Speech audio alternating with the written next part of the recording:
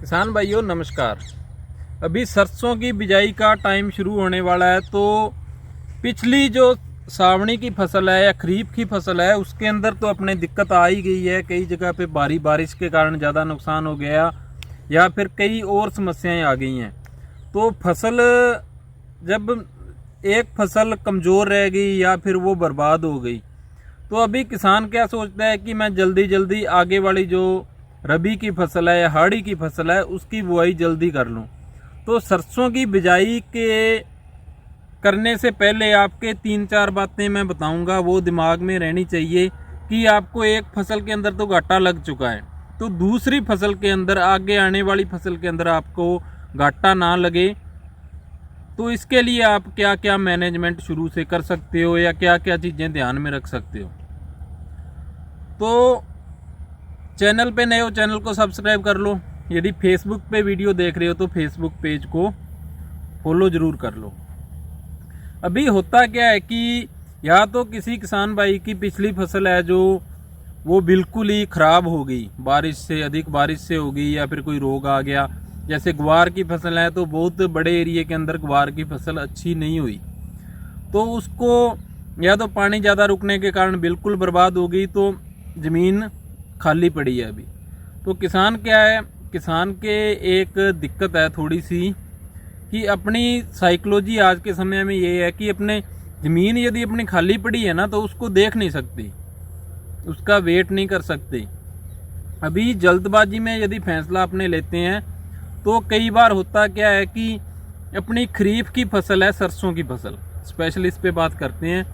तो सरसों की फसल है वो सर्दी की फसल है, तो यदि उसको अपने 32-33 डिग्री टेम्परेचर के अंदर उसकी बुआई करते हैं, बिजाई करते हैं, तो वो मेरे हिसाब से मूर्खता भरा डिसीजन है।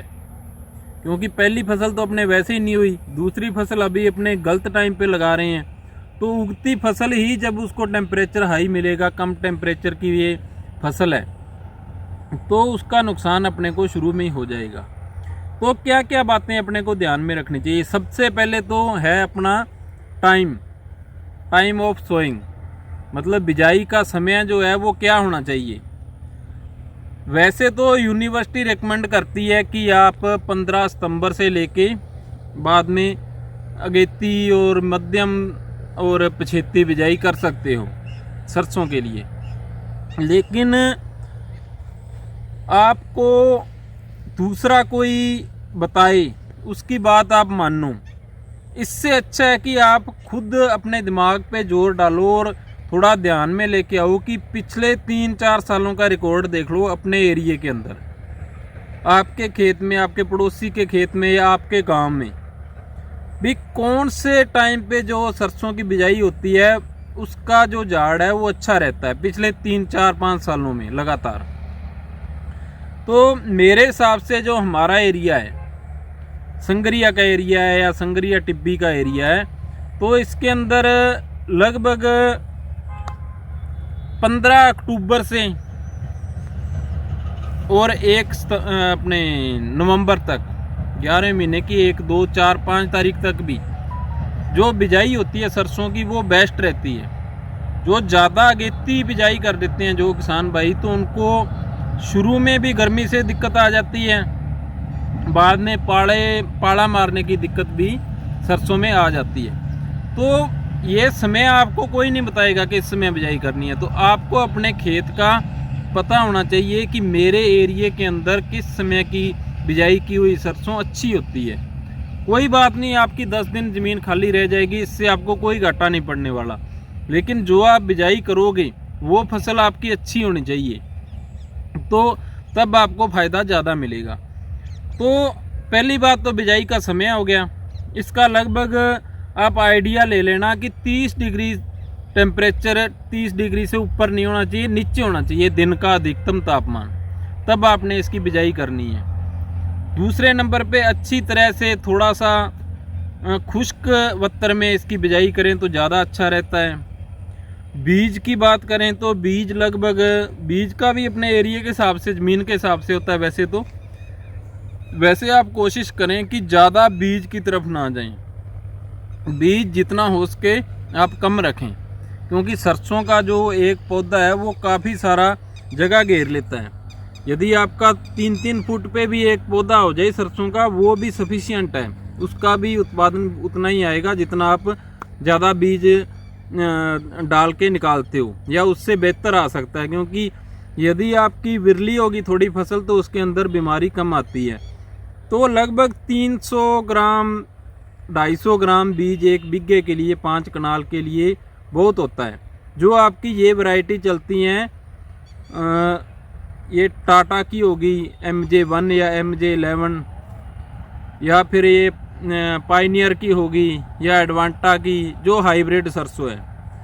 तो इनको यदि आप टाइम से सोइंग करते हो, अच्छे टाइम से, ऐसा नहीं है कि टाइम से पहले, जो सूटेबल टाइम होता है उस टाइम बीज इनका ठीक ठाक रखते हो, 250, 300, 350 ग्राम प्रति बीघे के हिसाब से। और इसके अंदर आपको क्या करना होता है, एक बैग आप super SSP single super phosphate का डाल सकते हो। सिंगल सुपर फास्फेट है वो अच्छी कंपनी की आप यूज करना, उसके अंदर आपको सल्फर भी मिलेगा, कैल्शियम भी मिलेगा और फास्फोरस भी मिलेगा। ये कोरोमंडल या खैतान वगैरह अच्छी कंपनी का होना चाहिए, जैसे कोरोमंडल का डबल हॉर्स के नाम से आता है, वो सुपर आप यूज करना, तो उसके काफ़ी अच्छे परिणाम मिलेंगे आपको। और यदि आप DAP यूज कर रहे हो तो DAP भी आप बिजाई कर सकते हो पहले, बाद में पहले ड्रिल करके सुहागा मार के फिर आप सरसों की बिजाई करना तो ज़्यादा अच्छा रहेगा। साथ में आप 5 से लेके 7 किलो तक जो बेंटोनाइट सल्फर होती है वो सरसों के साथ में मिला के बिजाई कर सकते हो, तो उससे भी आपको अच्छा पाला मारने की दिक्कत से भी छुटकारा मिलेगा और तेल की मात्रा जो है सरसों के अंदर वो भी अच्छी भरपूर मिलेगी। तो मेरे आज वीडियो बनाने का मकसद सिर्फ इतना ही था कि आप जल्दबाजी में कहीं गर्मी में बिजाई मत कर लेना, तो उसका आपको नुकसान मिलेगा। और यदि आप समय से बिजाई करोगे तो उसका आपको फ़ायदा मिलेगा। एक बात और है, ये जो आपके एरिए में या आपके यदि आस पड़ोस में आपके खेत में पिछले साल यदि सरसों थी, तो उसके अंदर जब पहला पानी देते हैं सरसों को, तो उससे पहले क्या होता है, अपने पौधे मुरझाने शुरू हो जाते हैं। एक तरीके की पैराविल्ट या विल्ट बोल सकते हो, वो दिक्कत, पैराविल्ट की दिक्कत सरसों के अंदर आ जाती है, वो फंगस के कारण आती है। तो उसके लिए आप बिजाई से पहले ज़मीन तैयार करते वक्त ट्राइकोडर्मा 1 लीटर 1 बीघे का थोड़ी 15-20 किलो गोबर की सड़ी हुई खाद के अंदर मिला के उसका छिट्टा दे के फिर ज़मीन तैयार करें, ऊपर सुहागा मार के फिर बिजाई करें, तो वो दिक्कत आपको लगभग नहीं आएगी, या आएगी तो कम आएगी। तो ठीक है किसान भाइयों, आपको वीडियो अच्छी लगे तो इसको शेयर ज़रूर करना। वीडियो पूरी देखने के लिए धन्यवाद।